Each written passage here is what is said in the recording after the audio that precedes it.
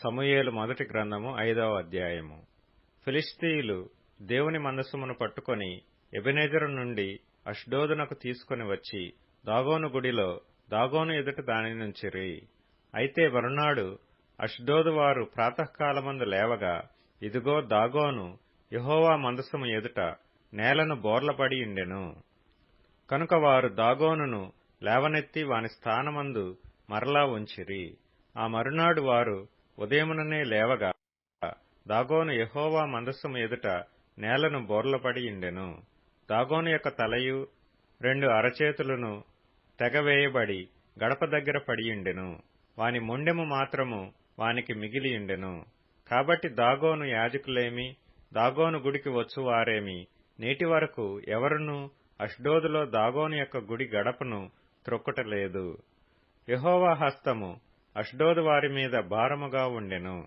అష్డోదు వారిని, దాని సరిహద్దులలోనున్న వారిని ఆయన గడ్డల రోగముతో మొత్తి వారిని హతము చేయగా, అష్డోదు వారు సంభవించిన దాని చూచి, ఇశ్రాయేలీల దేవుని హస్తము మన మీదను మన దేవతయగు దాగోను మీదను బహుభారముగానున్నదే, ఆయన మందసము మన మధ్య నుండుటయే దీనికి కారణము గదా, అది ఇక మన మధ్య నుండకూడదని చెప్పుకొని ఫిలిష్తీయుల సర్దారులందరినీ పిలువనంపించి, ఇశ్రాయేలీల దేవుని మందసమును మనము ఏమి చేయుదమని అడిగిరి.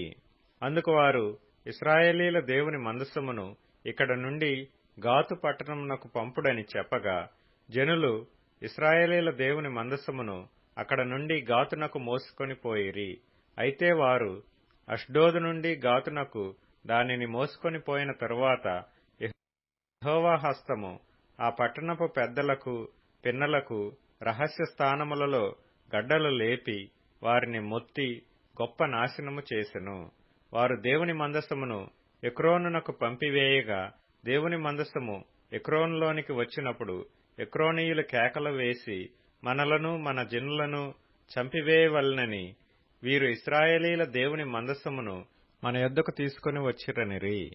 కాగా జనులు ఫిలిష్తీయుల సర్దారులనందరినీ పిలువనంపించి, ఇశ్రాయేలీల దేవుని మందసము మనలను మన జనులను చంపకుండునట్లు స్వస్థానమునకు దానిని పంపించుడనిరి.